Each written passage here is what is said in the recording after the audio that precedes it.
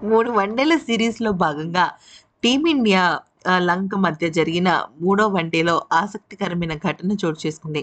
Team India star pacer Mohammed Siraj, Sri Lanka batter Kusal Mendis గొడవ పడ్డారు. మైదానంలోనే ఒకరిపైన ఒకరు నోరు పారేసుకున్నారు. ఏకంగా కొట్టుకోవడానికి కూడా సిద్ధపడిపోయారు. అయితే ముందుగా సిరాజ్ తన మాటలతో కుశాల్ మెండిస్‌ను కవ్వించగా అతను ధీటుగా బదిలించాడు. దీంతో ఉద్రిక్తమైన వాతావరణం నెలకొంది. శ్రీలంక ఇన్నింగ్స్ 37వ ఓవర్‌లో ఈ ఘటన చోటు చేసుకుంది. ఈ ఓవర్ మూడో బంతిని సిరాజ్ హాఫ్ సైడ్‌కి కాస్త లోగా వేయగా కుశల్ మెండిస్ డిఫెన్స్ చేశాడు. బంతి కీపర్ చేతిలోకి వెళ్ళగా కాస్త ముందుకు వెళ్ళిన సిరాజ్ బ్యాటర్‌ని ఏదో అన్నాడు. సిరాజ్ మాటలతో ఆగ్రహానికి గురైన కుశాల్ మెండిస్ ధీటుగా బదులిచ్చాడు. దాంతో ఇద్దరూ ఒకరికొకరు సవాళ్లు విసురుకున్నారు. ఈ మ్యాచ్‌లో సిరాజ్ బౌలింగ్ ఆడేందుకు కుశాల్ మెండిస్ తీవ్రంగా ఇబ్బంది పడ్డాడు.